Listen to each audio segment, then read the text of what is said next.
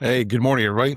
Mike Garrison here, author of Can I Buy Your Car? And welcome to Under the Hood with Mike. I want to talk a little bit about collaboration, and I'm going to talk about the dark side of collaboration. One of the challenges of collaboration, and I've had a lot of these conversations the last couple of months, and quite frankly, last 30 years in business. One of the dark sides of collaboration is wasted time. Too often, when we are networking and looking to build our trusted partner network or our center of influence network, we are looking for roles and titles, and we are not assessing behavior. So I'm going to give you an example. Say, for example, you are a best-selling author, written multiple books, hundreds and hundreds of articles, been on podcasts. You've franchised companies, you've owned franchises, you've owned other companies, and you've developed a unique IP that no one else in the world really has. You know, they have pieces of it because we all have pieces of stuff, but they have pieces of it. But you've developed this really unique IP that can earn you clients that pay you six figures a year per client. So you're that person. Would it, if you were looking to collaborate with that person, would it be effective for you to say that you wanted that person to teach you how to do what they do? Right?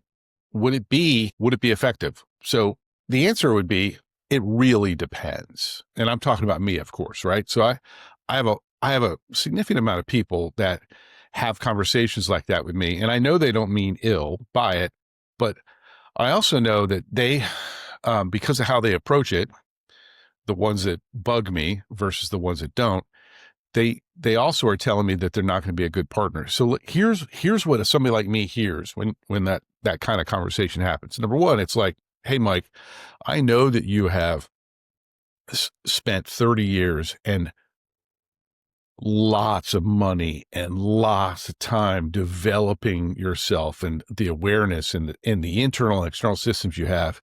And I'd like you to give that to me for free. Right. However, I want to collaborate with you because learning the process, you have to do it. Let's go ahead. And they're not saying they want it for free, but they're saying they want to learn. And I'm telling you, when you say you want to learn something that an expert has developed expertise in over decades, they hear you want what they did without having to pay the price they did.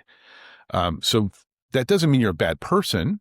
Just, you have to think, like, can I borrow a car means anticipating what the owner of the car thinks about. So back to the example. Often, well-meaning, in a well-meaning framework, these people will say and want to do some joint work. And from their perspective, pardon me, I dropped my fidget tool. From their perspective, they're doing you a solid, right? Hey, like, I know that I shouldn't be just getting everything you do for free. I know I haven't signed, NDAs, and I know I know I want access to all your stuff, but hey, I'm going to work with you. So here's what happens, right? When I collaborate with people, with the primary emphasis being my IP, right? Number one, I always make half usually of what I would on my own. Okay. So I'm like, not only am I theoretically giving you access for free to 30 years of expertise, but now I'm doing a client engagement at a 50% discount. And here's the rub. And I'm automatically spending at least 3 times more time in that engagement, delivering a result that I consider to be often good, but not excellent. And here's why. I'm going to have to explain to you what I'm doing each step of the way. I'm going to have to spend more time dealing with the client because it's more complicated because there's another person. So why the heck am I sharing all this? Number one, if you are a current collaborator of mine, this does not apply to you because we're already working together because I wanted to. But this is really aimed at owners of professional services companies and really to other consultants and coaches. I really see this principle just completely done wrong by people in the coaching and consulting business. And quite often it's because they don't really think like business owners. They really don't think about how much time, energy, and effort it takes to develop expertise.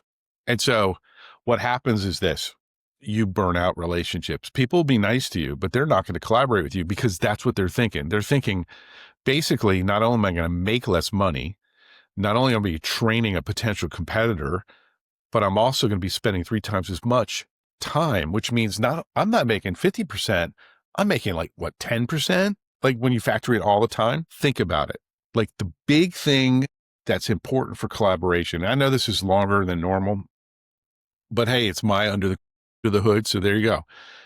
The big thing about collaboration is really taking time to reflect, think about the other professional, think about what it took for them to get where they are, think about their current business model. You should not be collaborating if you don't understand how they make money and how they got to where they are. And then anticipating everything you're going to say to them in forging that initial collaboration and doing so in a way that respects their IP, their sunk cost, everything they've done.